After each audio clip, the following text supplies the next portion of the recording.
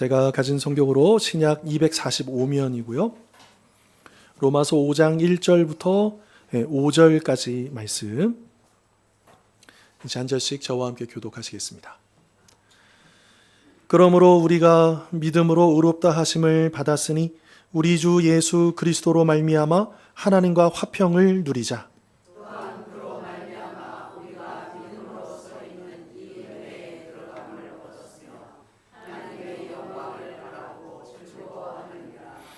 다만 이뿐 아니라 우리가 환난 중에도 즐거워하나니 이는 환난은 인내를.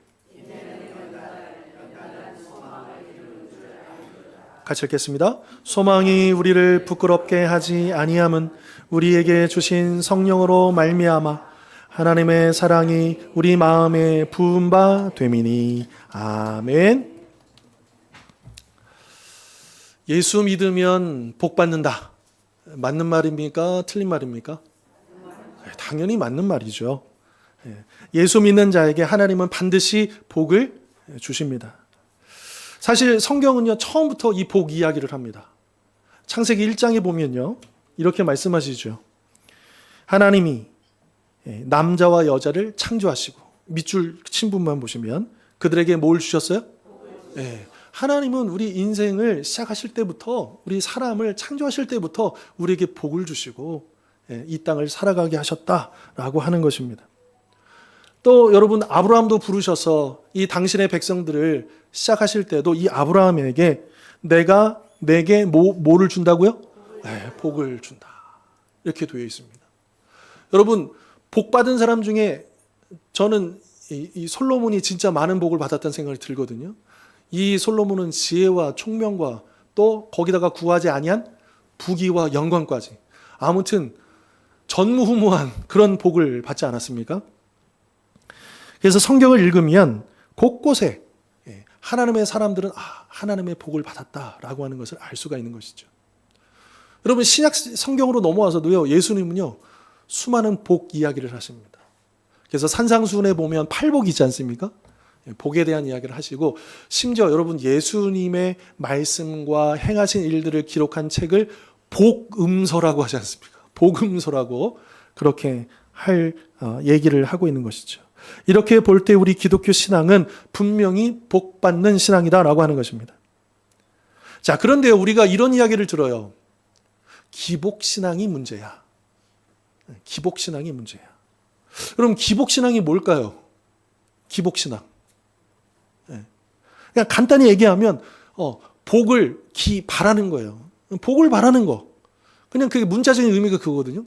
그러니까 기복신앙 자체는 그냥 그 문자적인 의미는 큰 문제는 없어 보여요. 왜? 복을 바라는 게 잘못되는 건 아니니까요.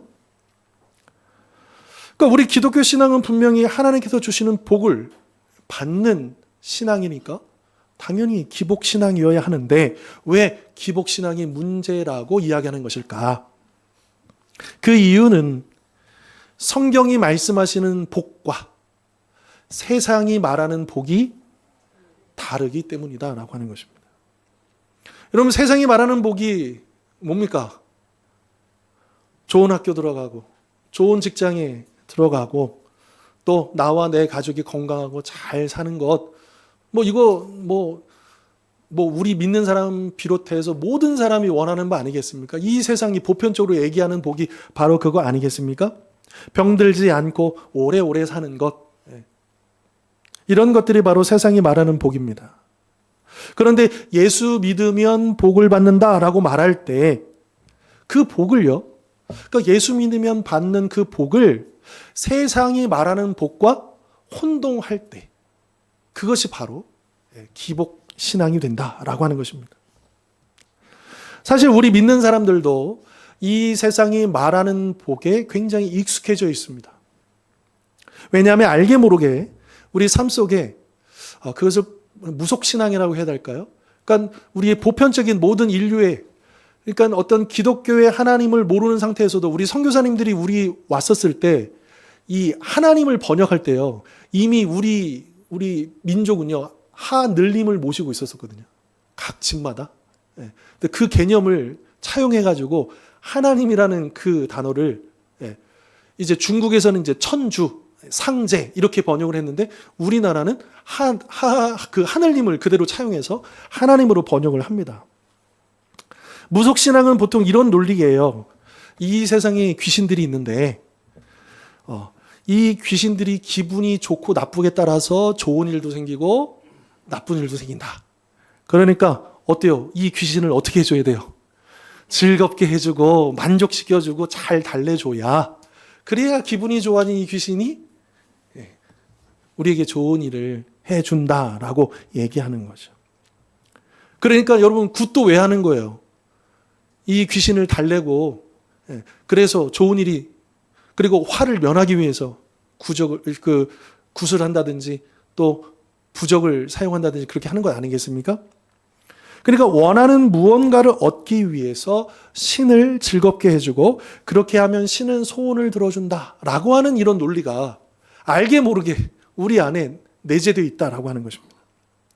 결국 무속신앙이 말하는 복이라는 것은 오직 나와 내 가족이 잘 먹고 잘 사는 복이다라고 하는 것이죠. 그런데 이러한 논리가 우리 믿는 자들에게도 영향을 끼치는 것이다라고 하는 것입니다. 그래서 나와 내 가족이 잘 되기 위해서 예수를 믿고 세상이 많은 그런 복들을 얻기 위해 교회를 다니는 것, 그것이 바로 기복신앙이다라고 하는 것입니다. 그런데 성경이 말씀하시는 복은 뭘까요? 그러면 성경이 우리에게 말씀하시는 복의 가장 본질적인 것, 가장 중요한 것은 뭐냐면 우리가 죄의 종이었는데 예수님을 믿고 어떤 존재가 됐죠? 하나님의 자녀가 되었다라고 하는, 이것이 성경이 말씀하시는 복의 가장 중요한 핵심입니다. 그리고 오늘 우리가 방금 읽었던 본문에서는요, 그 하나님의 자녀가 되는 복을요, 두 가지로 이야기해요. 그러니까 우리가 하나님의 자녀가 되어서 어떤 복을 받았냐면 두 가지 복을 받았는데, 첫째는 하나님과 우리 사이에 화평을 이루게 되었다. 그리고 두 번째로는 우리에게는 그 미래에 구원이 완성될 소망을 갖게 되었다. 화평과 소망이라고 하는 두 개의 복을 하나님의 자녀로서 우리가 받게 되었다라고 사도 바울은 강조하고 있는 것이죠. 즉 오늘 본문을 요약하면 믿음으로 의롭다 하심을 받은 사람은 하나님과 화평을 누리고요, 그리고 구원에 이르는 소망으로 살아간다라고 하는 것입니다. 자, 1절 보십시오. 그러므로 이렇게 시작합니다. 여러분, 그러므로라고 하면 그 앞에 있는 내용들의 결과 아닙니까? 그러니까 앞에서 어떤 이야기를 했으니까 이 내용에 그러므로 이렇게 하는 접속사가 그러므로잖아요. 그러면 5장 앞에 어떤 이야기가 있었느냐? 우리가 잘 알다시피 제일 이 로마서에서 핵심이 뭐냐면 3장 4장의 이신칭입니다. 믿음으로 구원을 받았다. 믿음으로 의롭다함을 받았다. 그래서 1절 보시면 그러므로 우리가 믿음으로 의롭다 하심을 받았으니, 그 앞에 있는 내용을 딱 한 문장으로 요약을 해주고 있죠. 자, 그렇게 우리가 믿음으로 구원을 받았다, 의롭다함을 받았다라고 하는 것입니다. 여러분 10절 한번 보시겠습니까? 우리가 읽진 않았지만 5장 10절, 그의 아들의 죽으심으로 말미암아 하나님과 뭐하게 되었어요? 화목하게 되었다라고 하는 것이죠. 그러니까 우리가 이 화평하게 된 이 복은 누구를 통해서 얻은 거예요? 그렇죠. 성자 예수님. 이 복은 우리 자신의 노력이나 업적에 근거한 것이 아니라 오직 십자가의 은혜로 우리에게 주어진 것이다 라고 하는 것을 강조합니다. 이처럼 하나님의 자녀가 되는 복은 새벽에 일어나 물 한 그릇 떠놓고 빌어서 받는 복이 아니라, 우리가 노력해서 받는 게 아니라, 신을 달래서 받는 게 아니라 오직 누구를 믿음으로요? 예수 그리스도를 믿음으로 받는 복이다라고 하는 것입니다. 그 결과 우리는 1절 하반절의 말씀처럼 우리 주 예수 그리스도로 말미암아 하나님과 화평을 누리게 되었습니다. 한글 성경은 우리가 하나님과 화평을 누리자 이렇게 이제 청유형으로 번역을 했지만 원문에서는 일반 문상, 일반 그냥 문장으로 되어 있습니다. 서술 문장으로. 우리가 이미 예수 그리스도로 말미암아, 그 믿음으로 말미암아 화평을 누리고 있습니다. 지금 누리고 있습니다. 현재를 강조해서 이야기해주고 있는 것이죠. 자, 그렇다면 하나님과 화평을 누린다라고 하는 것이 어떤 의미일까? 그럼 뒤집어서 생각해 보면, 그럼 우리가 예수를 믿은 다음에 화평하게 되었다면 예수를 믿기 전에는요, 화평하지 못했다는 거잖아요. 그러니까 화평하지 못했다는 것은요, 싸웠다는 거예요. 원수였다는 거예요. 그런데 예수를 믿음으로 그 원수가 놀랍게도 하나님의 자녀가 되었다라고 하는 것이죠. 그러면 우리가 하나님의 원수가 된 그 원흉이 뭡니까? 죄 때문이죠. 이 죄라고 하는 우리 사이에 막힌 담이 있었는데 이 담을 누가 허신 거예요? 예수 그리스도께서 당신의 피로 이 죄라고 하는 담을 허셨다라고 하는 것이죠. 그래서 언제라도 이 십자가의 보혈을 통해서 우리는 하나님의 은혜의 보좌 앞에 담대하게 나아갈 수 있게 되었다라고 하는 것입니다. 아마 대부분 우리 성도님들 기억하시겠지만 지난 벌써 30년이 넘어갔죠. 89년도. 저도 이때 이제 고등학생 때였는데 텔레비전을 통해서 본 기억이 납니다. 11월 9일에 그 동독의 시민들이 베를린 장벽을 넘어가지고 이렇게 서독으로 그래서 막 그 담에 서서 막 담을 부시고 막 이런 거 있잖아요. 이 담을 누가 쌓았냐면 동독 정부에서 쌓은 거예요. 그러니까 이제 동독에서 서독으로 사람들이 못 넘어가도록 이 동독 정부가 이 담을 쌓았고 한 30년이 지날 즈음 이제 동독과 서독은 이제 담은 있었지만 그래도 지금 현재 우리가 남북 간에 이런 것처럼 교류를 아예 못하는 상태가 아니고 그때는 뭐 서신도 오고 가고 서로 이제 교류할 수 있는 그런 이제 분위기들이 있었지만 어쨌든 담으로 가로막혀 있다가 이때쯤 이제 동독에서 실수로 동독 뉴스에서 실수로 이 장벽이 무너졌다고 얘기한 거를 진짜로 알아듣고 사람들이 여기 모이기 시작한 거예요. 근데 그게 진짜가 됐어요. 물론 이제 그것 때문은 아니지만 이미 이제 그런 분위기가 무르익은 상태에서 그게 하나의 어떤 이제 기폭제가 된 거죠. 그래서 이 베를린 장벽 붕괴라고 하는 역사적인 사건이 벌어졌고 이것이 결국 이제 냉전의 종식의 예고편이 된 것이죠. 그래서 이후로 동독과 서독의 시민들이 원하는 대로 오고 갈 수 있는 그 길이 열리게 되었다라고 하는 것입니다. 우리나라 휴전선도 지금 이렇게 막 막혀 있지만 우리도 속히 그 가로막혀 있는 철책이 무너지고 남과 북이 하나가 돼서 마음껏 오고 갈 수 있는 날이 속히 오기를 바랍니다. 자, 그렇다면 우리는 예수를 믿음으로 지금 화평을 누리고 있습니다. 하나님과 화평을 누리고 있습니다. 혹시라도 하나님 앞에 죄책감에 시달리거나 하나님 앞에 나아가는 것이 어려운 분들이 계십니까? 내가 하나님을 알고 하나님을 믿고라는 차원이 아니라 하나님과 막힘없이 소통하고 있느냐라고 하는 거예요. 하나님 앞에 나아가는 것이 자연스럽고 하나님 앞에 나아가는 것이 기쁘냐라고 하는 거예요. 여러분, 관계가 안 좋은 사람은 자꾸 보고 싶어요? 자꾸 안 보고 싶어요? 될 수 있으면 안 보고 싶고 어쩌면 피하고 싶고 그러잖아요. 여러분 스스로 한번 물어보십시오. 내가 지금 하나님을 자꾸 만나고 싶어 하는지 아니면 자꾸 하나님을 피하고 있지는 않는지.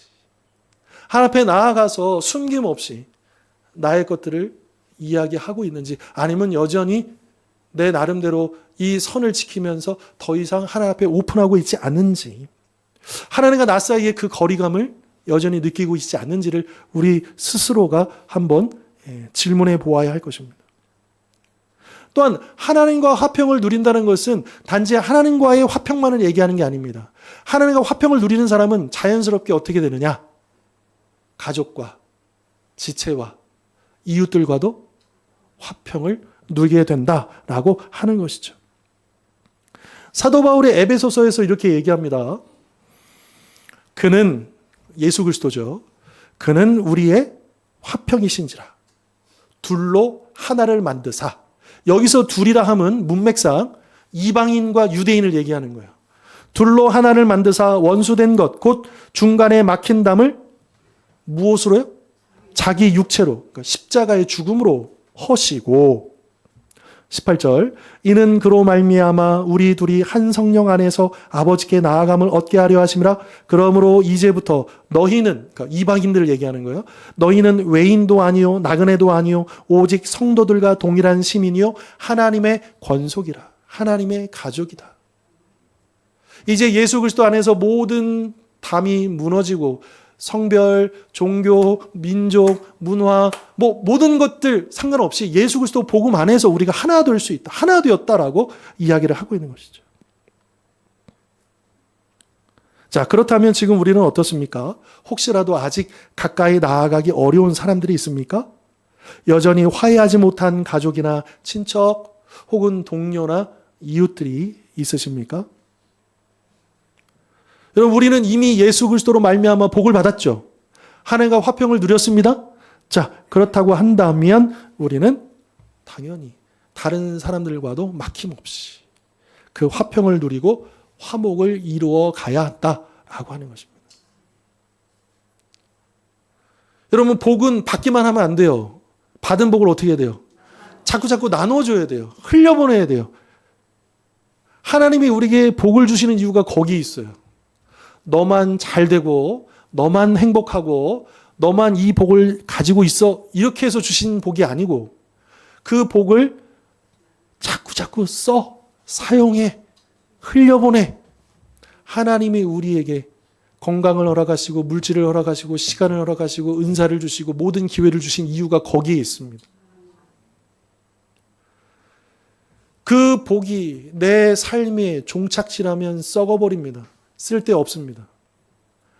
그러나 그 복이 나를 통해서, 그러니까 우리의 인생이 통로가 되면 그 복은 나뿐만 아니라 수많은 사람들에게 그 복이 전해질 수 있는 기회가 된다라고 하는 것이죠. 자, 다음으로 바울은 2절에서 두 번째 복을 얘기합니다. 또한 그로 말미암아 우리가 믿음으로 서 있는 이 은혜에 들어감을 얻었으며 하나님의 영광을 바라고 즐거워하느니라. 자, 우리가 예수로 말미암아 이 은혜, 문맥상 1절에 나왔었던 이 화평의 은혜, 첫 번째 복을 얘기하는 것이죠. 그러니까 우리가 예수를 믿음으로 말미암아 하나님과 화평을 누리는 이 복을 받았을 뿐만 아니라 더 나아가서 하나님의 영광을 바라보며 즐거워할 수 있게 되었다라고 하는 것입니다. 즉 여기서 강조하는 두 번째 복은 바로 하나님의 영광을 바라보는 것, 구원이 완성되어 하나님의 영광에 참여하는 것을 소망하는 복을 이야기하는 것이죠. 첫 번째 복이 하나님과의 관계, 사람들과의 관계가 회복된 현재의 복이라면 두 번째 복은 우리의 구원의 완성을 보장하는 미래의 복이 된다라고 하는 것입니다. 그래서 바울은 5장 10절에서 이 미래의 복을 이렇게 강조하면서 얘기합니다. 곧 우리가 원수 되었을 때에 그의 아들의 죽으심으로 말미암아 하나님과 화목하게 되었은즉, 우리가 첫 번째 복을 받았죠. 받았으니 화목하게 된 자로서는, 이 첫 번째 복을 받은 자로서 더욱 그의 살아나심으로 말미암아 뭘 받을 것이다?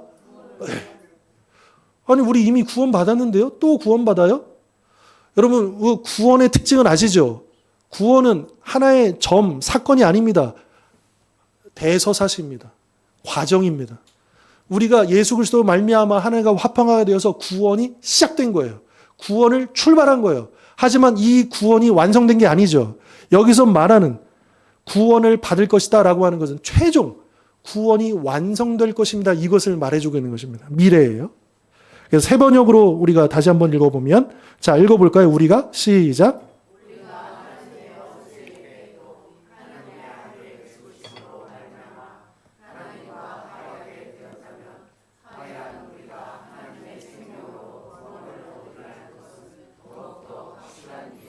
아멘. 여러분, 우리가 하나님과 화해하게 되었기 때문에, 하나님의 자녀가 되었기 때문에 우리가 미래에 주님 다시 오실 그날 이 구원이 완성될 것은 너무나도 확실한 일이라는 거예요. 그러니까 현재 우리가 하나님의 자녀로서 살아가는 이것이 그 미래의 구원의 완성을 보장해 주고 있다라고 하는 것이죠. 그래서 우리는 그 소망을 갖게 되고 그 소망이 그저 우리의 허황된 꿈, 막연한 기대가 아니고 그냥 이제 뭐 언젠가 천국 가겠지 이 정도의 바람이 아니고 확실한 약속이다. 우리가 그날 예수 그리스도와 같은 부활의 몸을 입고서 주님과 함께 영원한 하나님 나라에 들어갈 그 소망을 꿈꾸는, 바라보는 그 복을 우리에게 주셨다라고 하는 것이죠. 그런데 왜 그 천국을 소망하게 하셨을까요? 구원의 완성을 바라보게 하셨을까요? 왜 이 두 번째 복을 주셨을까요? 그 이유는 일단 확실한 것은 지금 이미 이루어진 것은 우리가 하나님의 자녀가 됐습니다. 구원의 출발을 했습니다. 그런데 그 구원의 완성 전까지 이 땅에서 우리의 삶을 한번 보십시다. 우리의 삶이 쉽습니까? 어렵습니까? 우리 믿음을 지키기가 어때요? 어렵습니다. 여러분, 우리가 참 역설적이게도 예수 믿기 전에는 고민하지 않던 것들을 예수 믿고 난 다음에 고민하기 시작합니다. 왜요? 예수 믿기 전에는 이게 죄인지도 모르고 내 마음대로 살았는데 예수 믿은 다음에는 다 걸리잖아요. 신경 써야 되잖아요. 그래서 예수님의 그 은혜로 합당하게 살기 위해서, 하나님의 자녀로서 거룩하게 살기 위해서 더 많이 신경 쓰고 더 많이 고생하고 오히려 그것 때문에 이 세상에 핍박을 받고 환난을 당하고 어려움을 당하지 않습니까? 그것이 우리의 삶의 현실이다라고 하는 것이죠. 그래서 하나님의 영광을 소망하며 즐거움을 잃지 않도록 이 두 번째 복을 우리에게 주셨다라고 하는 것입니다. 바울은 오늘 본문 3절로 5절에서 이렇게 설명하죠.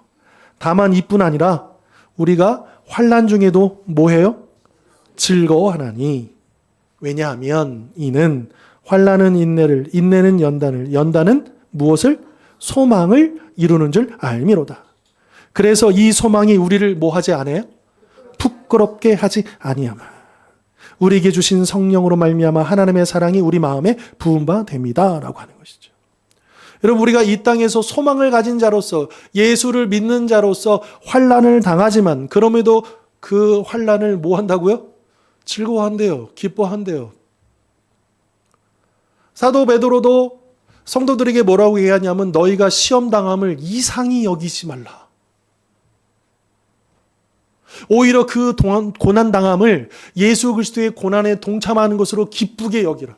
내가 예수님의 제자로서 예수님처럼, 물론 예수님만큼의 고난은 아니지만 내가 예수님처럼 고난받는다는 것이 얼마나 영광스러운가, 이것을 생각하고 그 환난을, 그 고난을 기뻐하라는 거예요. 즐거워하라는 거예요. 자랑하라는 거예요. 아니, 어떻게 그 환난을 우리가 기뻐하고 자랑할 수 있겠는가?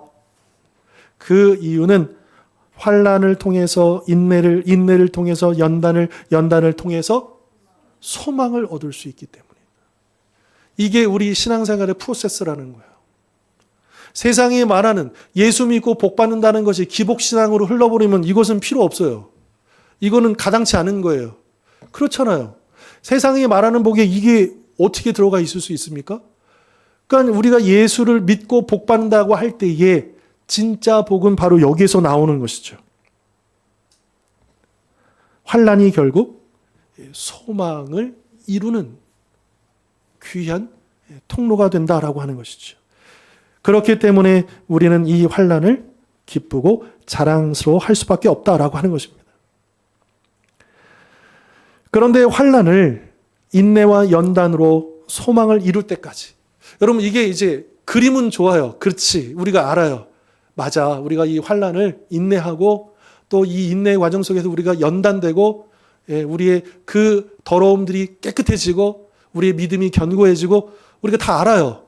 근데 이게 쉽지 않고 너무 힘들잖아요. 고비가 오고 외로울 때도 있고 아프기도 하고 감당할 수 없을 만큼 주저앉기도 하고, 그럼 우리가 끝까지 이 과정을 이겨낼 수 있는 힘이 어디로부터 오는가? 5절은 뭐라고 얘기하시냐 하면 우리에게 주신 성령으로 말미암아 하나님의 무엇이? 여러분, 하나님의 사랑이 우리를 인내하게 한다는 거예요. 이길 수 있게 한다는 거예요. 하나님의 사랑이에요. 그런데 그 사랑이 우리 마음에 부어진 것이 누구를 통해서였습니까? 누구를 통해서였어요? 5절 다시 보세요. 예, 성령으로 말미암아. 여러분 아까 우리가 하나님과 화평하게 된 것은 누구로 말미암아요? 예수 그리스도로 말미암아. 우리가 하나님의 사랑을 날마다 폭포수와 같이 부으시는 그 은혜는 누구를 통해서요? 성령을 통해서. 성부, 성자, 성령 하나님이. 분명히 우리가 다 이해할 수 없지만 이분은 분명히 한 분이시면서 각각 존재하시는데, 그런데 이분들은 동일한 목적, 우리를 구원으로 이끄시기 위해서 각각의 역할들을 감당하고 계심을 우리가 보게 되는 것이죠. 그래서 오늘 삼위일체 주일 이 절기를 맞아서 오늘 본문을 우리가 읽고 있는 이유가 바로 거기에 있습니다. 여러분 우리가 예수 그리스도를 믿을 때도 성령님께서 우리를 거듭나게 하셨기 때문에 우리가 믿을 수 있었던 거예요. 그리고 거듭난 다음에 예수를 믿은 다음에 이제 이 믿음 생활을 통해서 환난 속에서도 인내하고 또 거기서 연단되어진 모든 과정들을 이겨내고 드디어 그 소망을 이루게 되는 그 모든 것도 성령을 통해서 우리가 감당할 수 있는 것이죠. 근데 성령님이 어떻게 하시느냐? 우리 마음에 자꾸 뭘 부어주신다고요? 하나님의 사랑을 자꾸 부어주시는 거예요.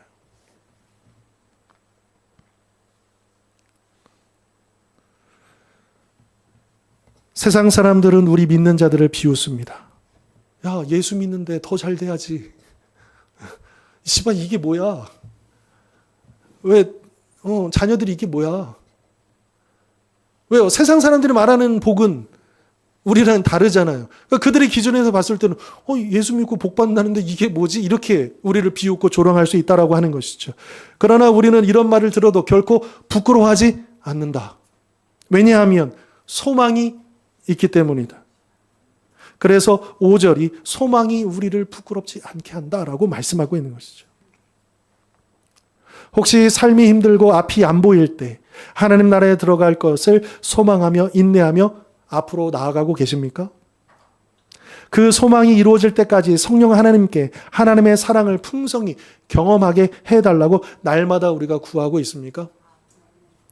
저는 오늘 이 말씀을 준비하면서 내가 기도할 때 성령 하나님 나에게 말씀대로 하나님의 사랑을 폭포수와 같이 부어주십시오. 이렇게 기도해야 되겠구나.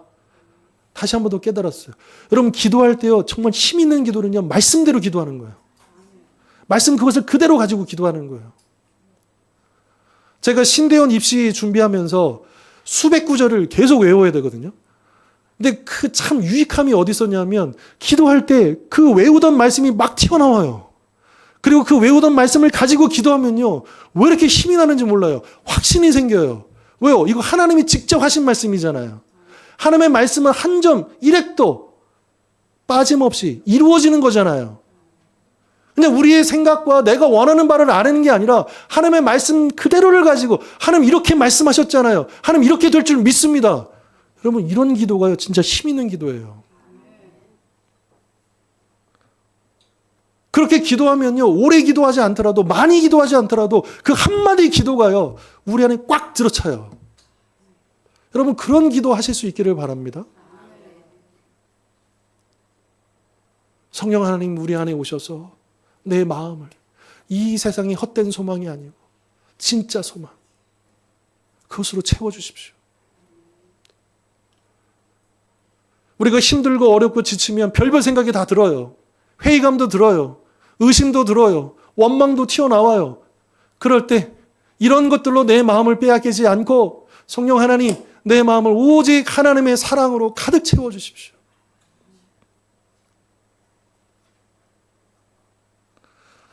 여러분 사회에 다양한 범죄, 문제들 많은 것들이 일어나잖아요. 그래서 그 범죄를 일으키는 사람들을 찾아가 이렇게 분석을 해봐요.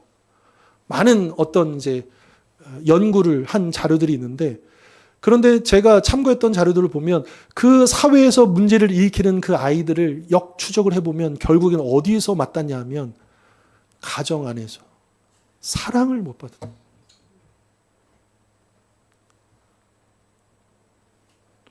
우리가 그렇게 단순화시킬 수는 없겠지만 결국엔 그 사랑의 고파서예요. 제대로 된 사랑을 받지 못했기 때문에 진짜 사랑을 만나지 못했기 때문에 이 세상의 대체물로 엉뚱한 것들을 찾아가면서 점점 그 늪에 빠지고 그 약물에 중독되고 또 그 범죄의 그 함정에 빠지고 악한 길로 가게 되죠. 제가 들었던 실화예요. 실화인데 어느 사형수가요. 그 이제 이 교도소 사역을 하시는 목사님의 간증이었는데 어느 사형수를 이제 만나게 돼서 그를 찾아가는데 너무 무섭더래요. 사형수는 그 독방에 있는데 가도 냉랭하잖아요. 만나주지도 않고 반응도 없고. 근데 이 목사님이 계속해서 찾아갔어요. 그러다가 어느 시간이 지나니까 이제 한두 마디 하게 되고 조금씩 대화하게 되고 그러면서 이 사형수가 감사하게도 예수님을 믿고 그가 그 안에서 그렇게 변화된 거예요. 그런데 이 사형수가 이 목사님한테 자기 이렇게 옷을 이렇게 해서 배를 보여주더래요. 그래서 그 배를 봤더니 이게 칼자국이 쫙 나 있는 거예요. 자기가 어릴 때 부모님이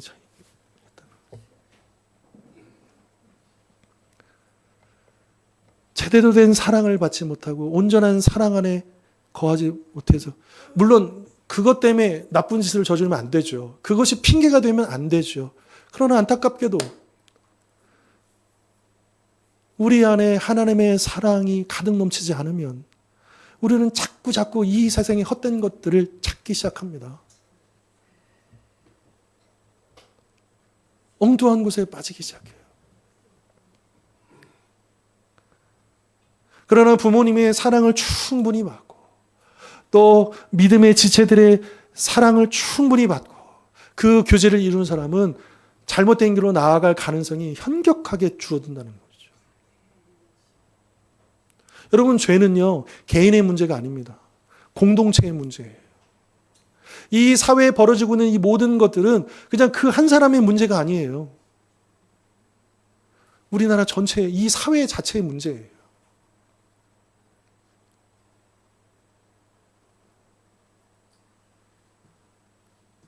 여러분, 우리가 믿음 생활할 때도 수많은 환난이 닥치고 어려움이 닥치고 건강의 문제가 찾아오고 재정의 문제가 찾아오고 관계의 문제가 찾아오고 깊은 수렁 같은 곳에 빠지기도 하고 그럴 때에 우리를 일어서게 하고 우리를 포기하지 않게 하고 우리를 끝까지 붙잡아 주는 것은 바로 성령께서 부어주시는 하나님의 사랑이다라고 하는 것이죠. 그럴 때 우리가 그 소망을 놓치지 않고 우리가 나아갈 수 있겠다라고 하는 것입니다. 오늘 본문은 믿음으로 말미암아 의롭다함을 얻은 우리가 성자 예수 그리스도로 말미암아 지금 성부 하나님과 누리고 있는 화평의 복 그리고 앞으로 우리가 누리게 될 완성하게 될 그 영광과 구원에 대한 소망의 복을 받았다라고 말씀하고 있습니다. 이러한 현재와 미래의 복을 받은 자로서 하나님은 물론 가족과 지체, 이웃들과 화평을 누리며 날마다 성령님이 부어주시는 하나님의 사랑을 힘입어 어떤 환난도 부끄러워하지 않고 오히려 자랑스럽게 여기며 끝까지 인내하여 천국의 소망을 이루는 우리 모든 성도님들 되실 수 있기를 주님의 이름으로 축원합니다. 기도하겠습니다.